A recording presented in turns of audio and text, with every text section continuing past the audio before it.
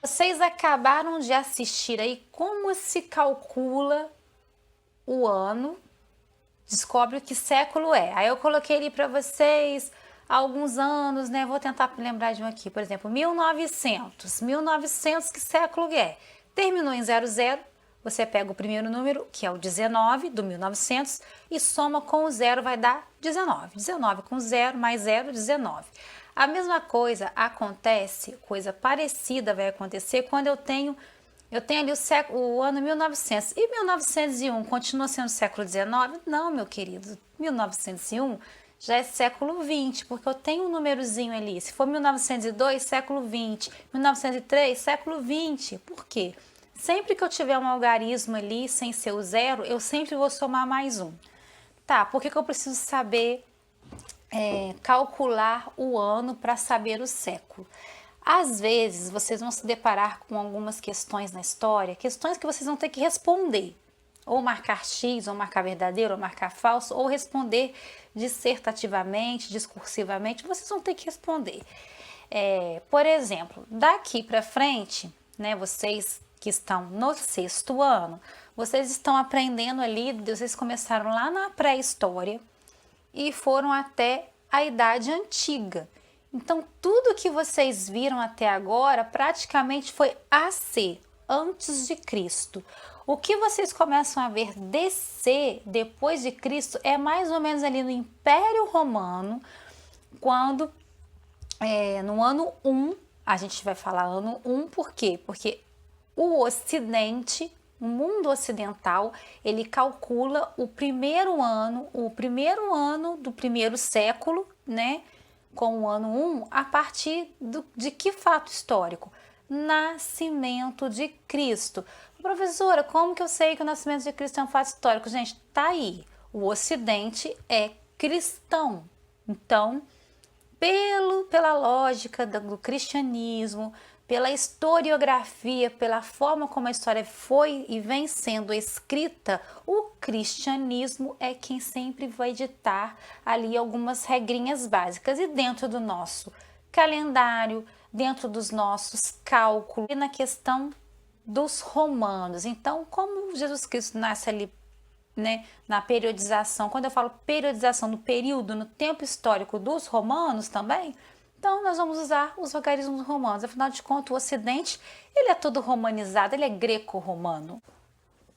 Todas as vezes que eu aprendo, né, quando eu falo vocês que estão aí assistindo essa videoaula, que eu estou trabalhando o século, o tempo na história, geralmente a gente quebra esse tempo em partes. Quando eu quebro esse tempo em partes, eu estou dizendo que existe aquela famosinha linha do tempo que vocês aprenderam lá atrás, no início desse ano. Ela passa a ser história quando a primeira sociedade desenvolve, aí eles já estão desenvolvendo a fala, mas eles desenvolvem a escrita.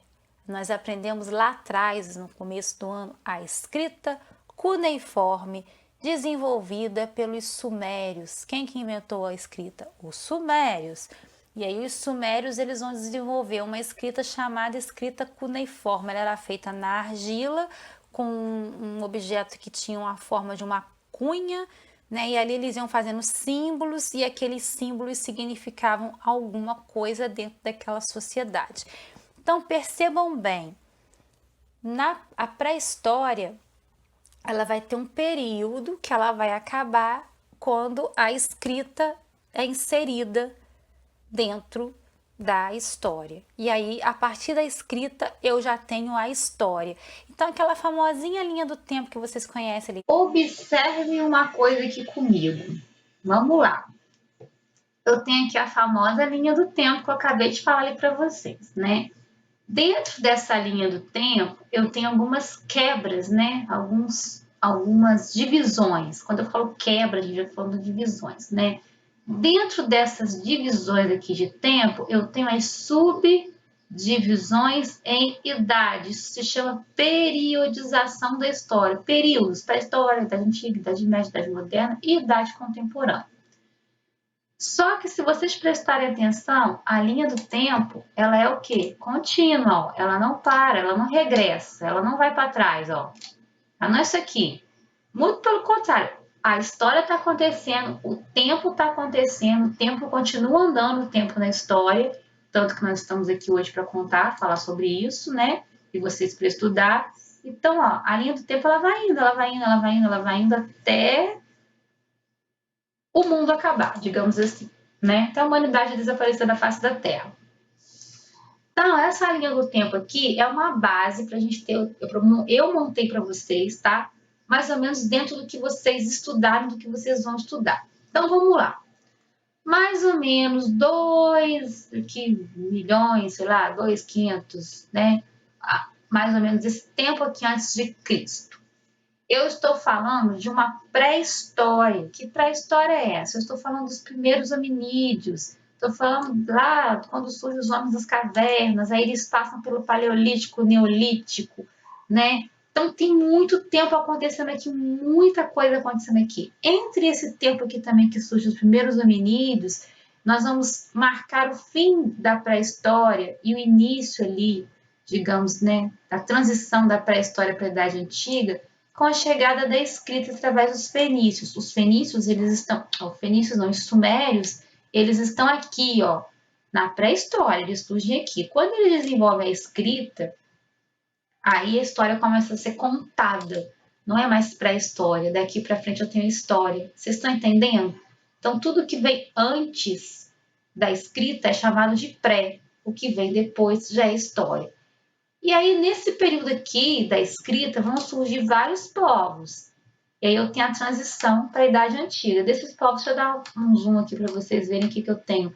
Os gregos, romanos, né? Egípcios, fenícios, hebreus. Então, até o homem ele migrando, né? O hominídeo migrando, eu vou ter. Esse aqui eu vou tirar, que isso aqui não nos interessa agora. Então, opa! O que eu fiz aqui?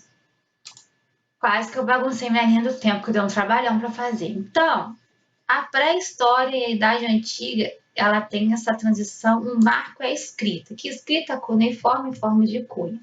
Aí, da Idade Antiga, eu vou ter aqui os romanos, os gregos, outros povos fazendo comércio ali com os romanos, né? E eu tenho o maior império, que é o Império Romano do Ocidente, que vai ser dividido, o Império Romano se divide em Ocidente e Oriente. Em 476, eu tenho um marco antes de Cristo. Cai o Império Romano, ele cai, o do Ocidente. E o Império Romano do Oriente, ele vai nessa transição aqui, ó. Aí, em 1453, eu marco o tempo, né, a transição da Idade Média, da Idade Antiga para a Idade, né, a Idade Média está acontecendo. Então, até 1453, a Idade Média prevaleceu. Alguns historiadores dizem que esse ano de 1453 aqui está errado, que a idade, o que marca o início da Idade, marca o fim da Idade Média, é esse ano aqui, ó, 1492. Por quê? Porque exatamente quando Cristóvão Colombo chega às Américas, descobre as Américas com as grandes navegações. Só que a queda do Império Romano do Oriente não é em 1492. Eu iria colocar duas datas e isso confunde a cabeça de quem está estudando. Então, para ficar mais certinho, entre aspas, porque não existe linha do tempo certo, isso aqui é só para vocês se situarem na história, em 1453 eu marco a queda do Império Romano do Oriente. Vocês estudaram ali Carlos Magno, Império Carolíngio, a gente está falando desses impérios que estão surgindo aqui, ó, nesse período aqui, né? Quando esse império aqui cai, surgem outros. E aí nós vamos ter ali o famoso êxodo urbano, a galera que estava ali em Roma volta para o interior, para o campo, e nós temos a Idade Média acontecendo, entendeu? Então, a Idade Média está acontecendo, mas em 1492 né? Não está aqui, mas marquem isso na cabecinha de vocês.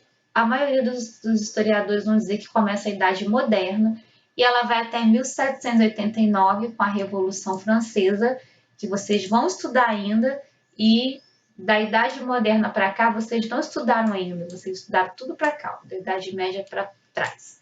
Então tenham em mente que vocês acompanharam o AC e o DC, o antes e o depois de Cristo, mais o antes de Cristo.